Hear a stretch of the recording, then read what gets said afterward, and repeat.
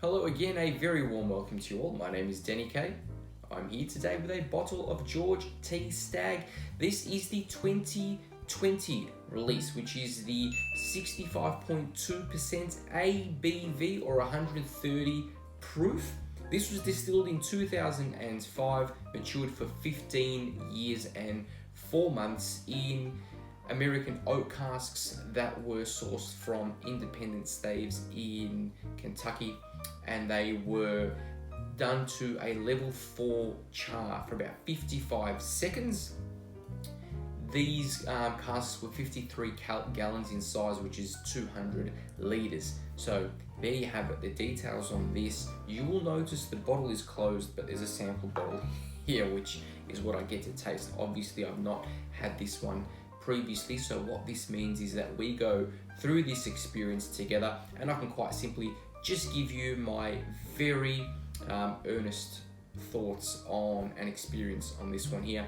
Obviously give it a smell, taste, and talk to you about a score and whether I think that it is worthwhile or not. Now, it does come with a little bit of a price tag, sold out pretty much everywhere now, I think, but when it did come out, you'd find it for roughly about maybe $700 and something, $850, depending on where you are, and they're quite sought after. These releases only come out once or twice a year, depending on where you are in the world. So when they do come out, you do normally need to be relatively quick. Obviously, this comes out of the Buffalo Trace Distillery, which very well-known distillery. They produce some really great bourbon. So what I'm going to do is I'm going to get stuck into this one, go from there.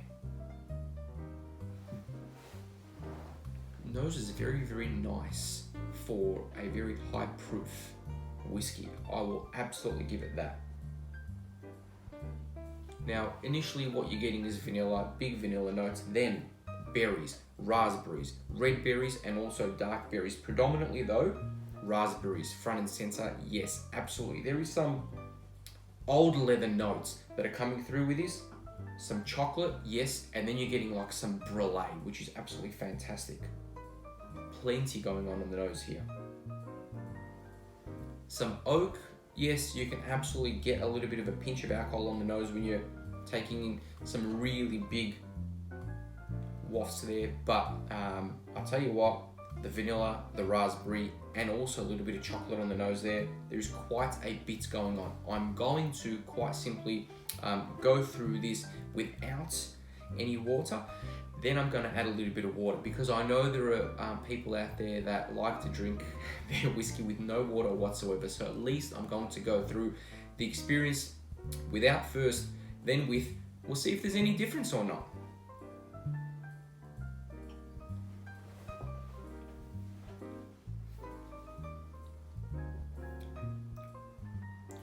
Okay.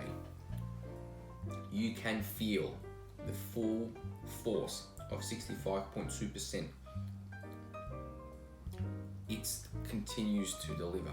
Okay, so the berries, chocolate, vanilla, all comes at once on the arrival. Very good. Mouthfeel is quite nice. There is some spice now that lingers through with like a berry tart on the finish. It is very long and lingering.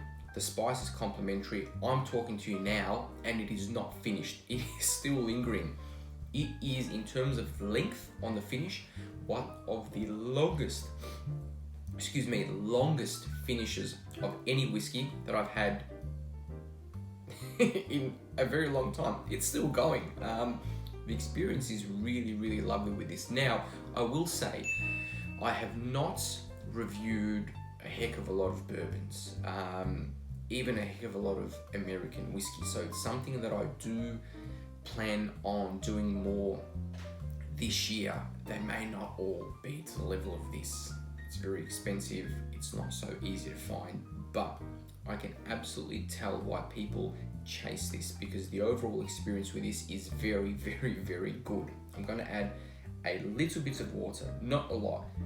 Look, this is the first time, that's probably not going to be enough. This is the first time that I'm going through this experience, right? Normally, what I would like to do is sit down with whiskey that I've had previously, and I've been able to experience it a couple of times and then come from that angle. A few times what I'll do is I'll sit down and have something for the very first time, and I'm able to talk about the experience to you the very first time I've sat down with it. Good or bad, at least it gives you that point of view, and this is the case with this one here, obviously. So now what I'm getting is it's creamier, there's more vanilla, sweetness coming through. It is almost like a confectionery type sweetness now, only with a few drops of water that I added. The raspberries before were like fresh, sweet berries. Now it's almost like a confectionery raspberry that's coming through, which I'm really, really digging. The chocolate, the leather has taken a bit of a back seat. Really nice. The nose is really, really, really good. Really creamy, really sweet, confectionery. The water absolutely does not harm this at all.